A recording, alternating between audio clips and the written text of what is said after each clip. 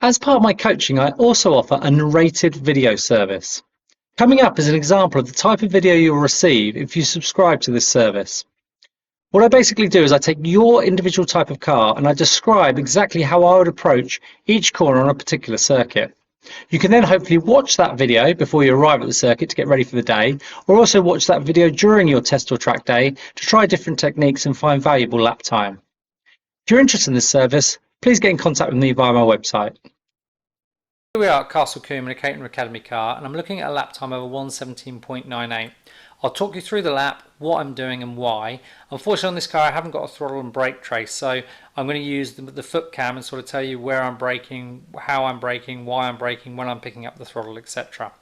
So turn 1 is a corner called Folly. It's pretty much not really a corner, it's just a flat out kink in the road, so you're full throttle, trying to be nice and smooth with the steering. You don't really need to use all the track on the left at all, because that just lengthens the distance and also makes it slightly more tricky for you to get to the right before Avon Rise and Quarry. Avon Rise and Quarry, so Avon Rise is the left, Quarry is the right, is probably the most difficult corner on the course, and it's very easy to end up in the barrier here because there's very little runoff area and you're having to turn and brake a lot. So the key here really is be careful not to turn into this left too early. It's quite blind on the approach, and the temptation is when it's blind, if you turn in, you feel a little bit more secure that you're sort of away from that right hand edge of the track. The problem is if you do turn in early here, what happens is when you get to your brake point, which should be over here near the left hand apex, you're then having to turn left sharper because you're running out of road to the right, and that inevitably ends up with the rear end wanting to step out on you and sort of send the car in this direction. So that's when things can go wrong, and also with the downshift because you're going from fourth to third here. So again, if you get a little bit of rear locking, you haven't heel and toed correctly, or you've been a little bit aggressive with your clutch release, again that can cause a few issues with the rear end stepping out. So my advice would always be stay to the right longer than feels natural, because then as you turn you naturally have got slightly less lock on the car when you're going for the brakes. In a perfect world we should be turning in full throttle and braking just a little bit before the left hand apex. So if I go back a little bit, you see my foot there is full throttle, full throttle, full throttle, then I go for the brake about now or the next frame. When you're driving, that feels very close to that left hand apex. I appreciate from the video it's about 20-25 meters or whatever it is away from that curb, but when you're driving with things happening very, very quickly, you feel like you're pretty much at the curb. Like I said, you should be full throttle up to this point, but that does take a bit of building up to it, especially if you're not overly experienced. So if you need to start with, just have a nice early lift, and then obviously as you get more confident, just push that braking point further and further. And if you do feel like you get to the point here where you hit the brakes and the rear end steps out a lot, you'll see the rear stepping out on me in the next frame or two there.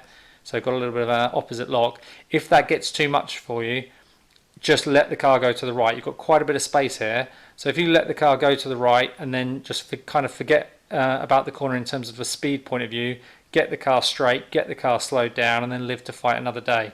The worst thing you can do is try and desperately hold the car to the left, lose the rear more and more, then potentially also upset the car with a downshift, and then it's very easy to end up in one of these barriers where there's very little runoff area. So, but like I say, if I go back to Avon Rise, turning in later to Avon Rise helps with that, because then when you do go for the brake, you naturally have the car less turning left.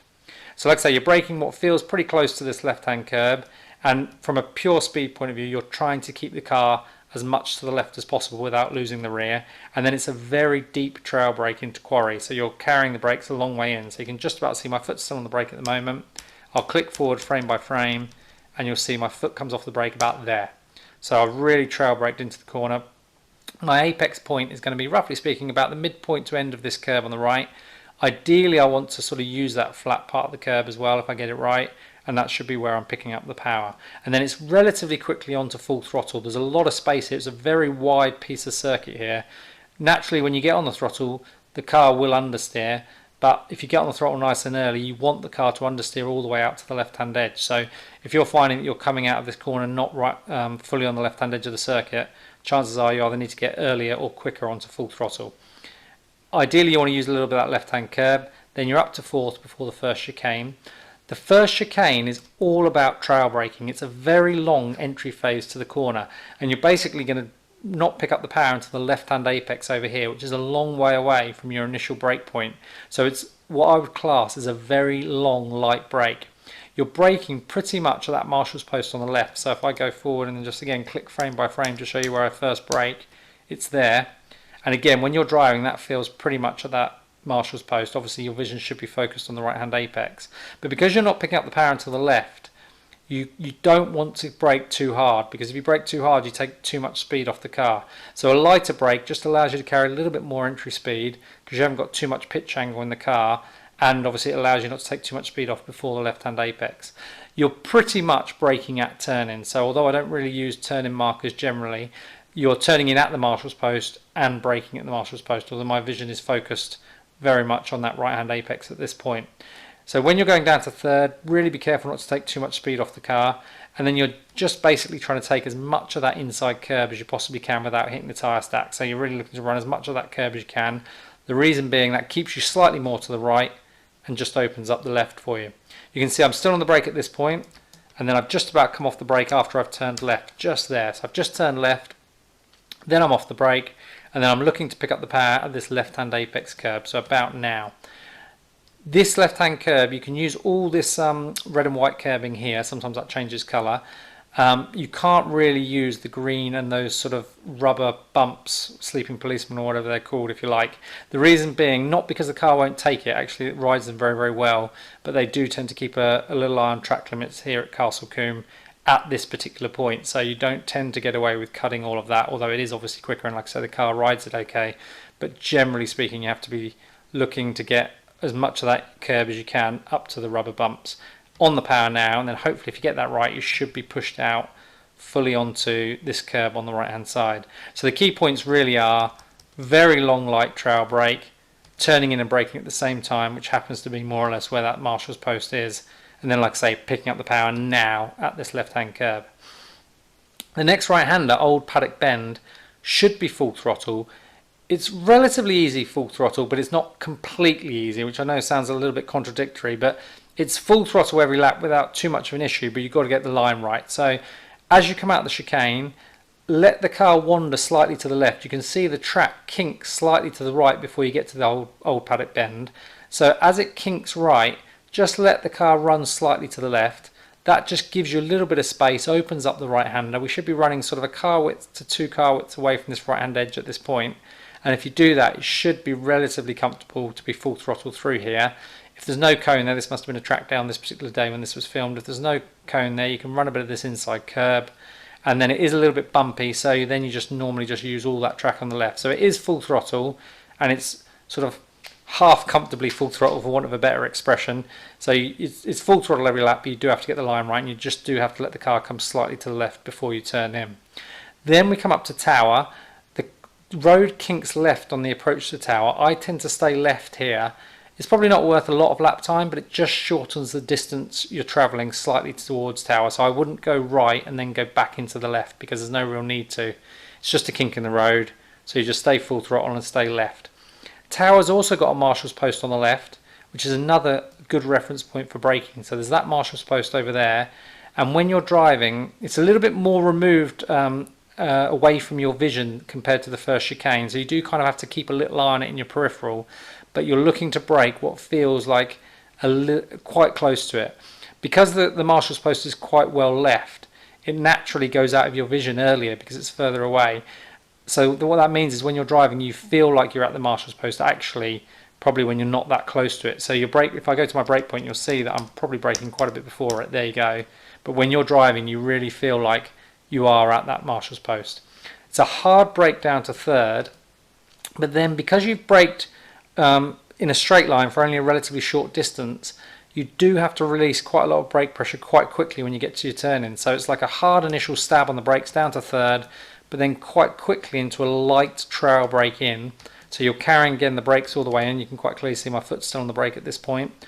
And then you're carrying the brakes to a sort of, roughly speaking, about sort of halfway between your turning point and there's a curb here, or sort of a light rumble strip on the right.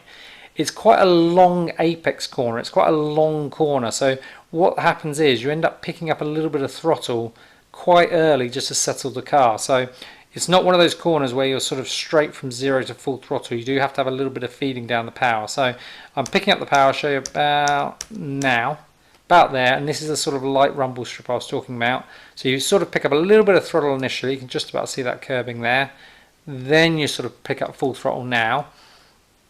Then the next chicane is very much the opposite of the first chicane. So the first chicane is a very long, light trail brake.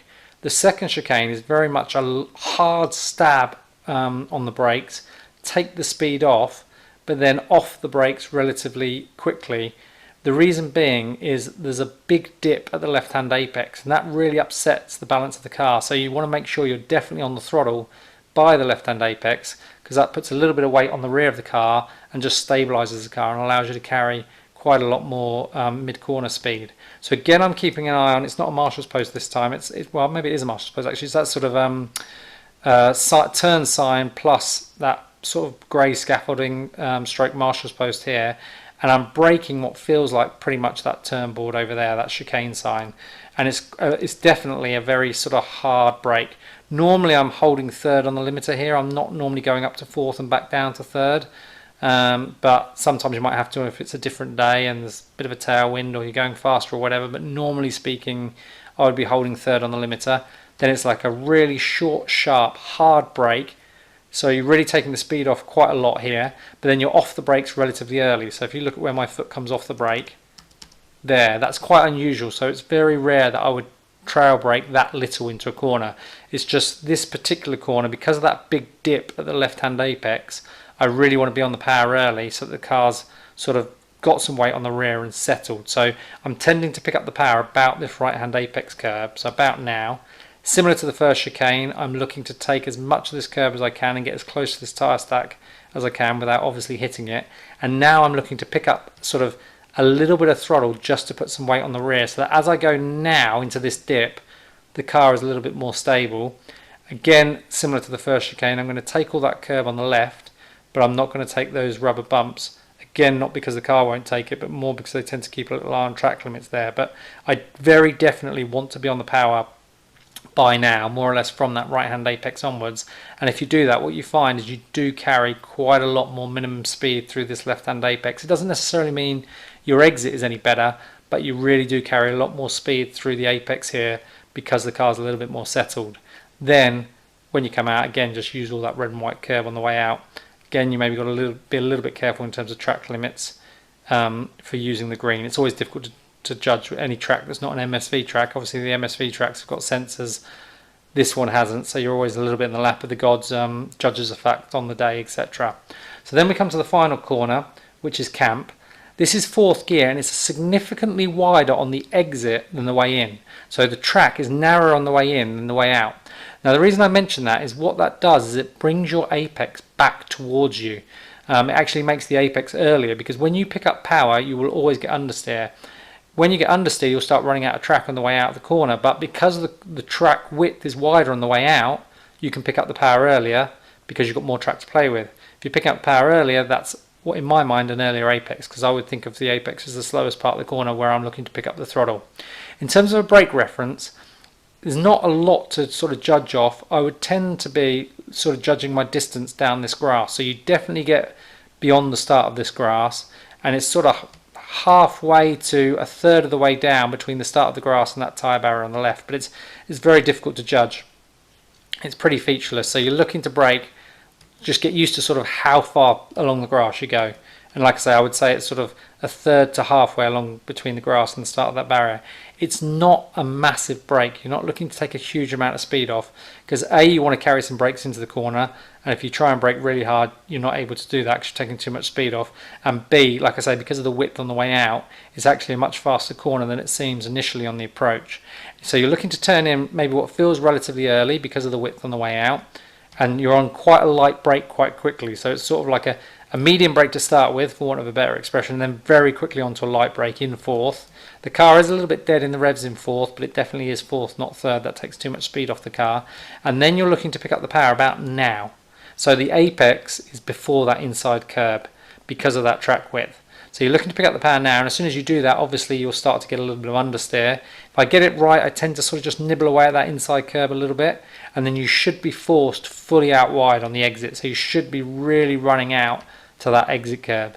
It's very easy to leave a little bit of space on the way out of this corner because of that track width difference I've mentioned, and that's what means you've really got to make sure you're really on the power early and carrying a bit more speed than you think on the way in.